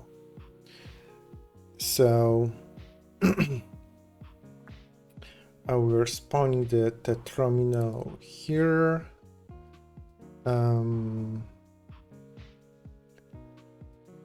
and let's see. We'll start by adding new scene, and let's go create new scene and call this, it's gonna be 2D scene. Let's call this Ghost Tetromino.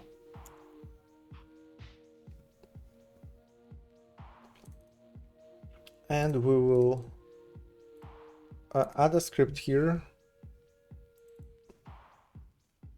Let's see, and call this Ghost Tetromino, but put it in scripts. Okay, and if you don't know what Ghost Tetromino is whenever you're playing a game, which is going to be like this grayed out Tetromino, showing you the location of your Tetromino that you're currently playing if you were to hard drop it in that moment.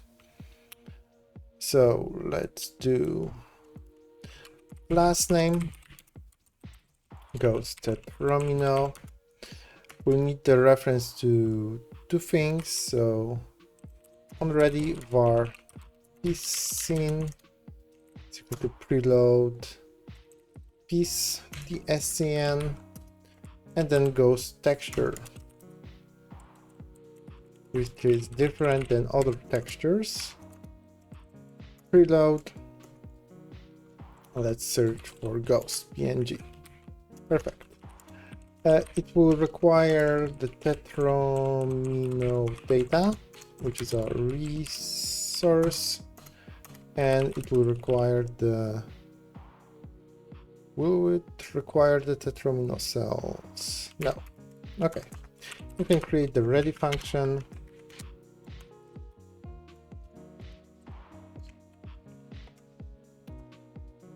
Tetromino cells. This is pretty similar to what we had in the normal Tetromino. Tetromino data, Tetromino type.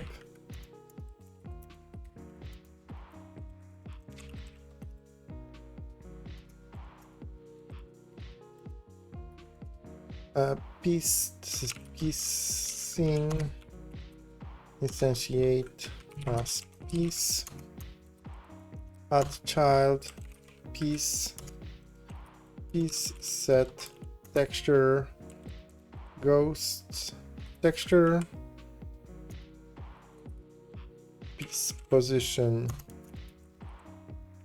terminal, it's a cell times piece get size, and the position itself.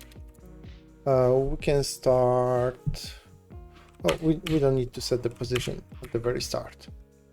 Then another function, set ghost Tetromino with new position, vector2, and then pieces position is going to be ri for the pieces. This is to handle the rotation. So global position is equal to new position, and then we can get pieces, and this is again get children. Oops, get children filter. Well, actually we don't have a timer here, so just get children for I in pieces. Size we call no, we need children reference, so no, we need, okay, we can do this like that. Pieces I position is equal to pieces position I. Okay, so this is on ready, and the other function is to update the ghost Tetromino. So let's go to Tetromino, and where we do the wall kicks, after that we can handle our ghost Tetromino, and we will need a reference to it. So ghost Tetromino, and we can say ghost Tetromino is equal to ghost. We need a reference to a scene. So probably on ready, right? On ready var ghost Tetromino scene equal to preload Tetromino ghost Tetromino tscn, and here we can say ghost Tetromino scene instantiate ghost Tetromino. We need to pass the data, and the data for the ghost Tetromino is the same as for the Tetromino. Ghost Tetromino data is the same as Tetromino data, and we need to add this to a right place. So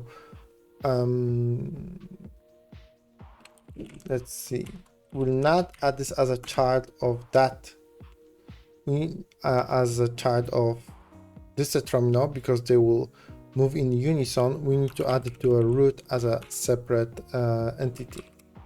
So root add child, we can do call the third ghost Tetromino, and our root will be busy with setting everything up, and then we would like to add another child, and it's gonna say no, I'm busy with something else. So we can use call deferred to postpone it until the root like has the free capacity to set everything up. Okay, we also need few other things. We need to know where to place our ghost Tetromino. So what we will need to do is we'll create hard drop ghost function, and I'm going to say final hard drop position, and I'm going to say ghost position update is equal to calculate global position vector 2 down global position. So here we are calculating where to actually render the ghost Tetromino, because remember, it is in the lowest possible position for the Tetromino that we are currently playing with. So while ghost position update is not equal to null, we can do ghost position update is equal to calculate global position vector 2 down. So we are moving it down, as you can see, incrementally, right, row by row, to check where is the final position. If ghost position update is not equal to null, then we say that final hard drop should also be updated. Ghost position update. Okay, and then here with final hard drop position, I missed that, is not equal to null, then we can apply the change. So we get the children, current children, remember, so we have to filter.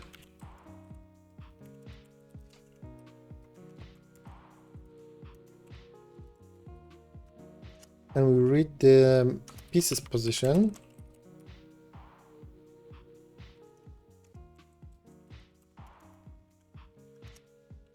And for I, in children size, we get the piece position.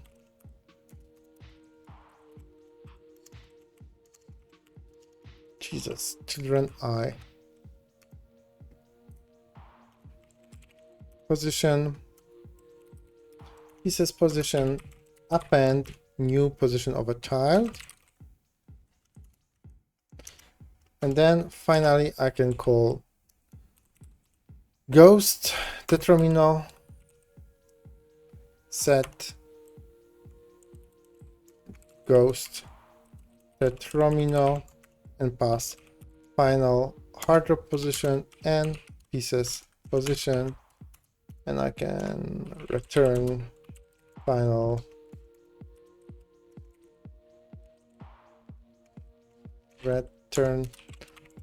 hard drop position. So what I do here is I try to calculate the row to which drop the ghost Tetromino, and then I need to, if I know that, I need to read all of the pieces position to take into account possible rotation, right? And now the question is, where should we hard drop the ghost?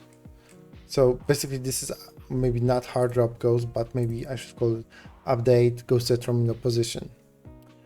So if we go to move function here, we need to check if the direction is not down, because if it is, definitely we don't want to update the ghost position. But then I can just do hard drop ghost, and we'll also call deferred, because it can be executed later than other code. Let me see if there are any other places where we need to call this move. Oh yeah, we need to go to a rotate Tetromino, and since our function is also updating the rotation of the ghost, I can call this hard drop ghost, call deferred, like that, hard drop ghost, call deferred. Perfect. And I believe that's going to be it. But there's one more thing that we probably need to know to do, and this is to, whenever we do lock, we need to QE free our ghost Tetromino. QE free. See if that is working, and it's gonna be almost working, because you can see that the first position until we move left and right is incorrect, right? So probably what we would need to do is, when we instantiate the ghost Tetromino, also need to hard drop ghost, call deferred. Try this now. Yeah. And as you can see now, we have that ghost Tetromino showing us where exactly will it drop, and even it will update the rotation. So this is great addition to our wonderful game. And I can see that only one line was updated, so we have an error here. I had two lines and only one was updated at the time. Let's see whether we can fix this, but probably I will leave that fix for the end of this video. So in the next section, we have to handle the showing of the next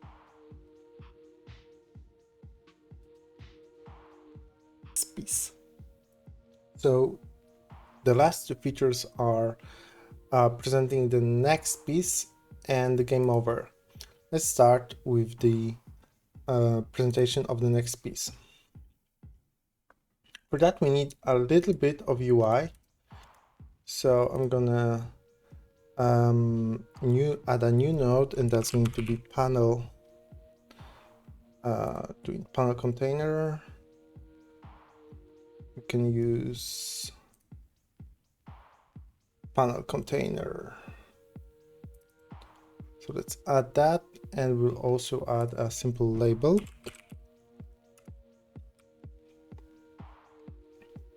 And let's do some settings for the label. This is really not much, but what we can do is keeping it here is right. We can just say next piece here, and then go to our piece spawner.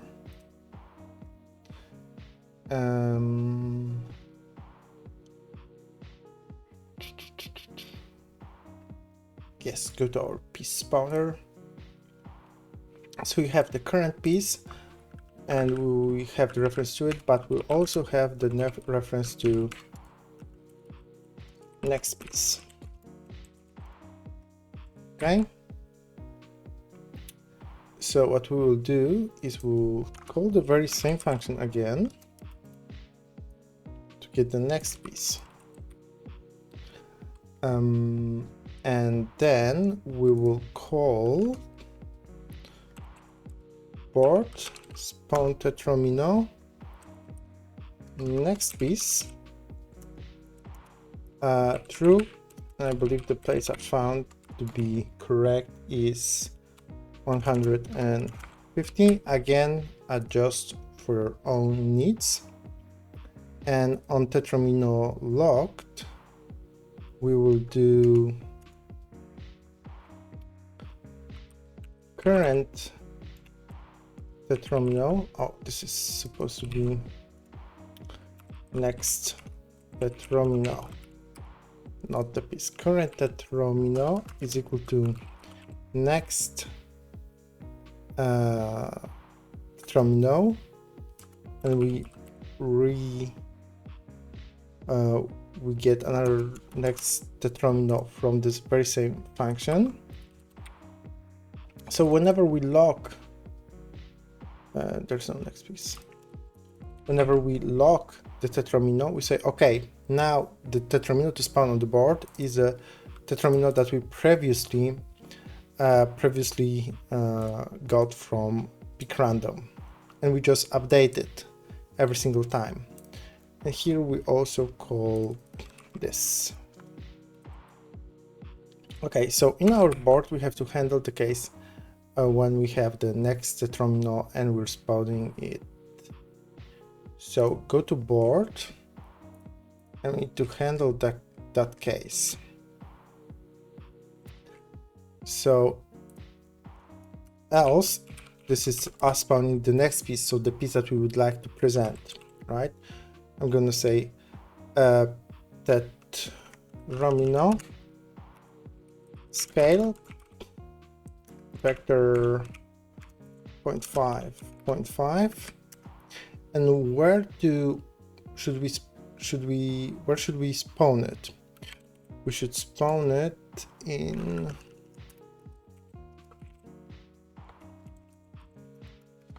spawn position,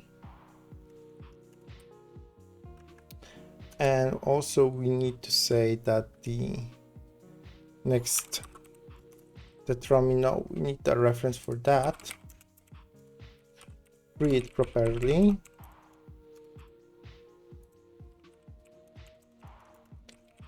This is equal to Tetromino, and we need a reference to that panel container. So let's grab this, and we'll say panel container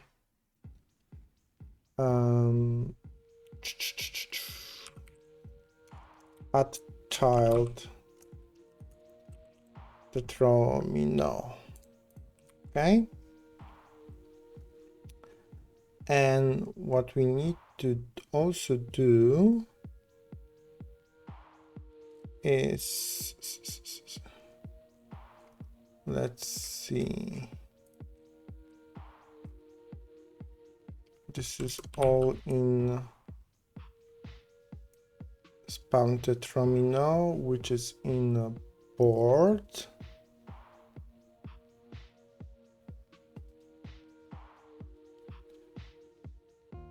Right. So this should be almost good. And to fix that issue, we need to read the Tetromino before we emit the information about Tetromino being locked. So just push this up on Tetromino locked. And now we get the information about the next piece. And this should not be the next piece. Again, this should be next Tetromino. Okay. And this is how we can get the information about the next Tetromino.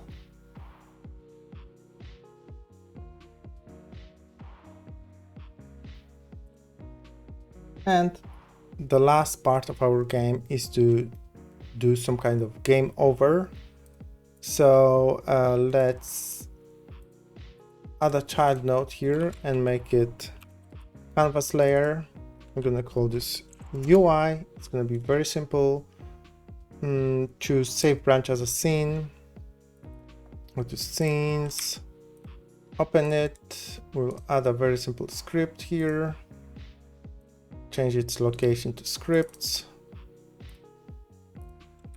Okay, and we can start working with our UI. So let's take a look. Let's add a center container. Let's make it span across. Then let's add a panel container. Add a label. And let's say game over. And add a button. And call it restart. Okay, and this should be all wrapped in hbox vowbox container. Okay, perfect. Let's go here and in theme overrides we can add panel. We can add a margin container here. And in our margin, I can say, let's add 16.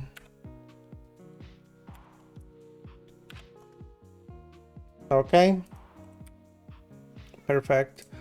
We'll hide it by default, and we will get the reference to center container.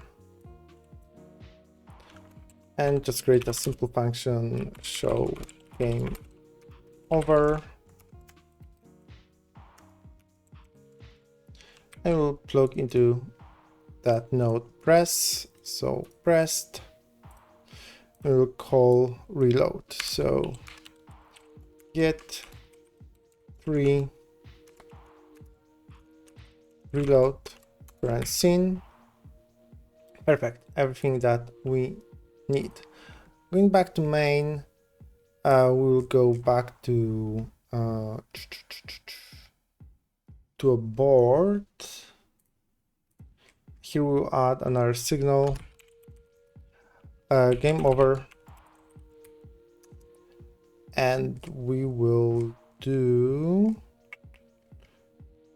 check is game over here.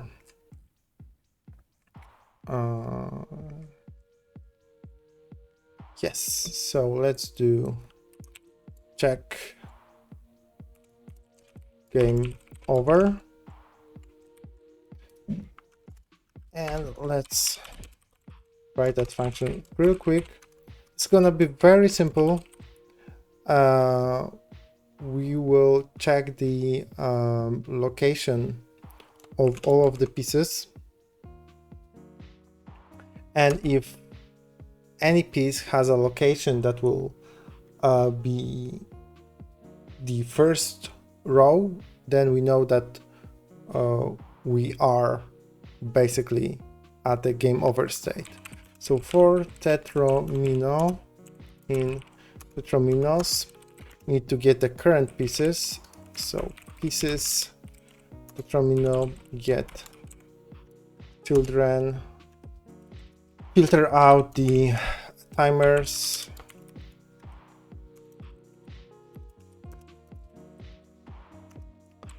for piece in pieces,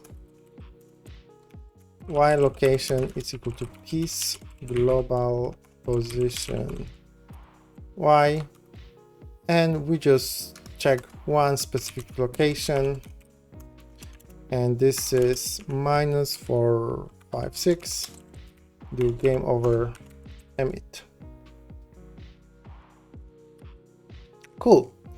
And then probably in my piece spawner I can say port game over connect on game over. Here I will grab the reference to UI, and I'm gonna also use a simple flag here.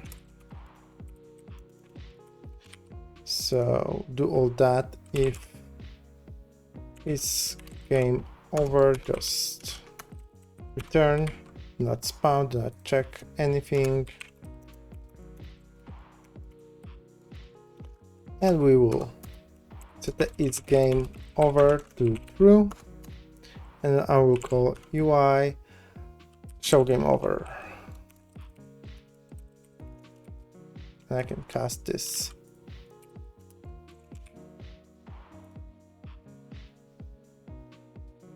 Oh, we don't have the class name here.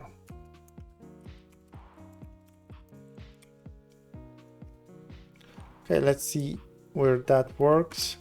So I'm just trying to lose my game. Yes, and I can restart. Perfect. Cool. Let's check the debugger because we have some errors. The variable x and y is not usable, not used. Okay. Reshadowing, and we can get rid of that. Okay, and yeah, pretty much that's it.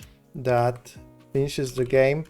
Of course, you're very welcome to add some kind of scoring or maybe some kind of music and sounds to the game. There's still the issue when only one line is cleared after the other, and we should clear multiple lines at once. But I'm okay with leaving this as is, since this tutorial is pretty long enough. Let me know if you would like me to record maybe additional video about solving that bug.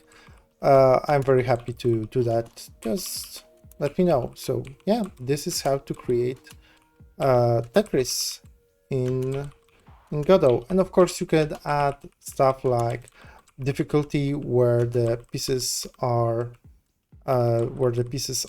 being spawned and are moving way faster, to add more difficulty to that. So thank you, and I will see you in the next one. Goodbye.